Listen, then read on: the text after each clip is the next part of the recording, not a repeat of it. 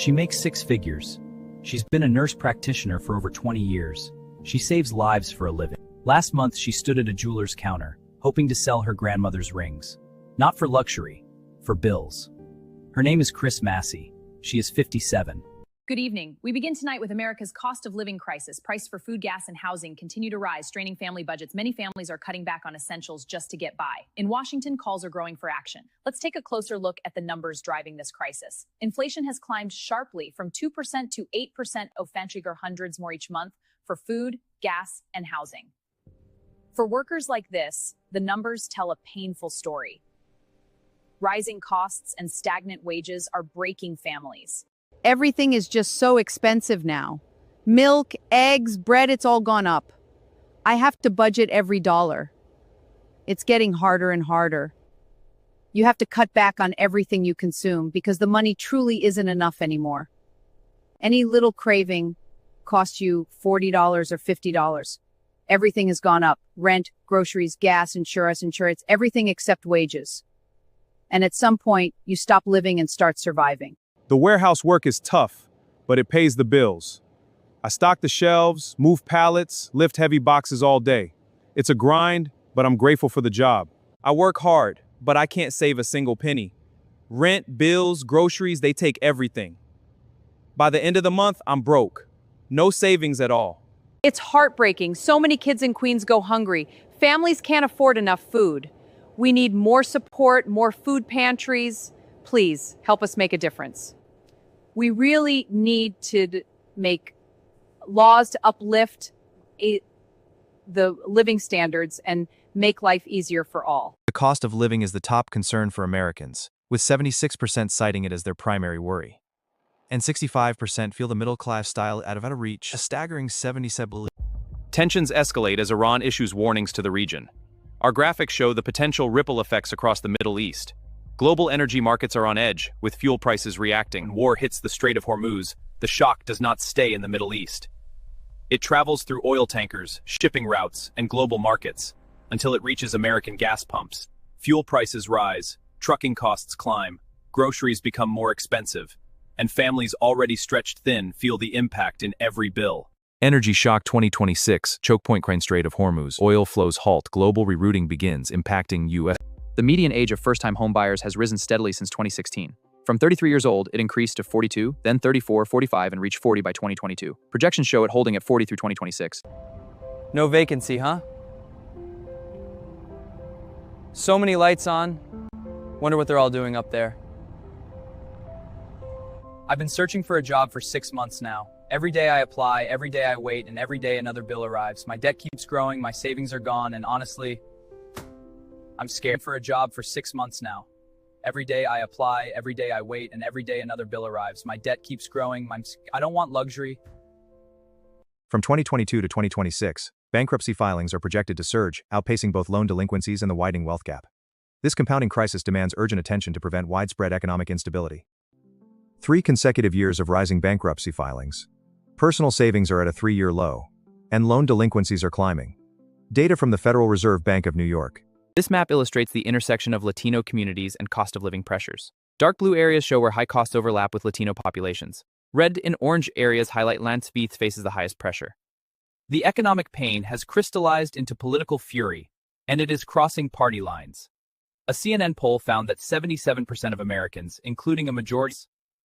This pressure is particularly acute in Latino communities across the Sun Belt and Northeast, where families face rising rents, groceries, and healthcare costs. America's cost of living crisis is no longer just about poor families. It is hitting nurses, teachers, warehouse workers, office employees, young graduates, and even people earning $80,000 to $120,000 a year. For many Americans, the question is no longer, how do I build wealth? The question is, how do I survive this month? Rent is higher. Groceries are higher.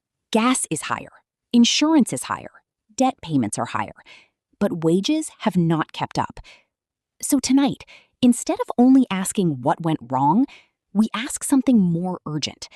What can families actually do right now? The first step is not cutting everything. The first step is seeing the truth clearly.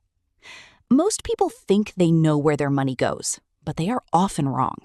A $12 subscription, a $9 delivery fee, a $7 coffee, a $40 craving, a small online order. Alone, they look harmless. Together, they quietly destroy the budget. For the next 30 days, track every dollar. Not to shame yourself, but to see the pattern. Divide your money into 4 categories: needs, debt, savings, and wants. Needs are rent, utilities, groceries, transport, insurance, and medicine. Debt is credit cards, loans, student loans, and overdue bills. Savings means emergency money, even if it starts with $10.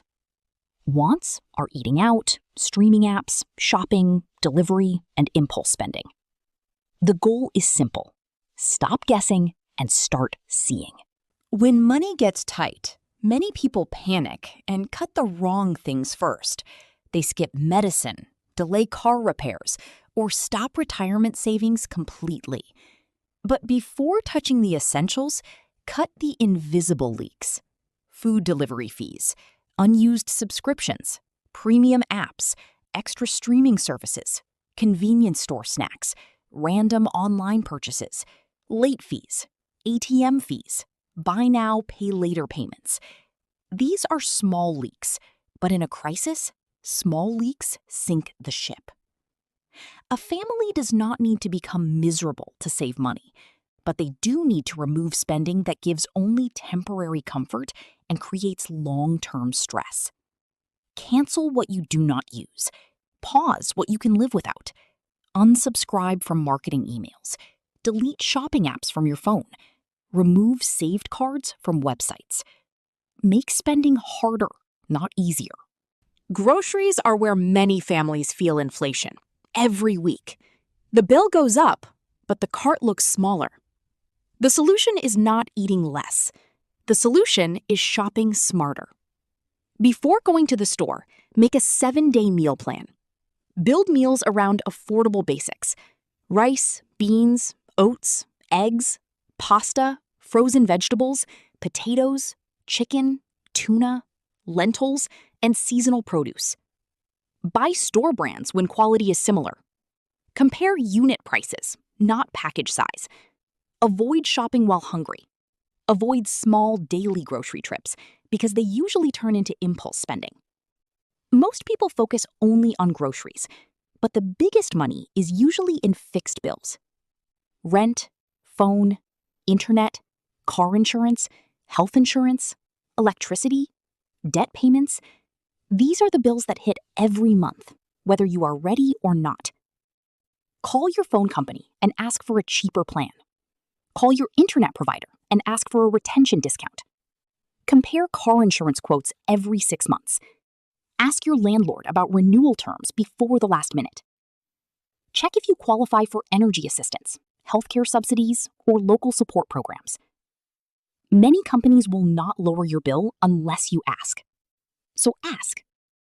A $25 monthly discount may not sound huge, but $25 saved every month is $300 a year. Do that across 3 or 4 bills, and suddenly you have real breathing room. Cook once, eat twice. Leftovers are not a failure. In this economy, leftovers are strategy. And one of the biggest changes, reduce restaurant meals and delivery. A single dinner outside can cost what 2 or 3 home meals cost. This is not about never enjoying life. It is about protecting your money from inflation. In a perfect world, every family would have 3 to 6 months of savings. But this is not a perfect world. So start smaller. Build a mini emergency fund. First goal, $100.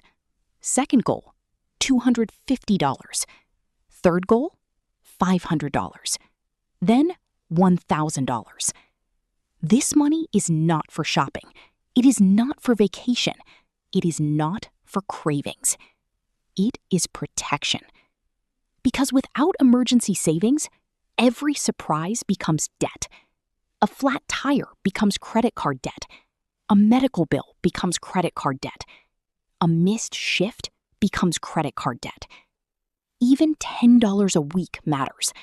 The amount is not the point. The habit is the point. Cutting expenses helps, but for many families, the math still does not work without more income. That does not mean working yourself into collapse. It means being strategic. Ask for overtime only if it does not destroy your health. Apply for higher-paying jobs, even while employed. Update your resume. Learn one skill that can increase your value. Bookkeeping, digital marketing, medical billing, coding basics, sales, trucking, trade skills, or remote admin work. If you take a side hustle, choose one that actually makes money after gas, time, taxes, and fees. Not every side hustle is worth it. Some only make you tired. The goal is not to be busy. The goal is to earn more without breaking yourself. If you are struggling right now, it does not mean you failed. Millions of people are working hard and still falling behind because the system around them became more expensive than their paycheck. But small steps still matter. Track your money, cut the leaks, shop with a plan, negotiate bills, control debt, build even a small emergency fund, look for better income, and most importantly, do not suffer in silence. This crisis is real, but so is your ability to fight back. One decision, $1, 1 month at a time.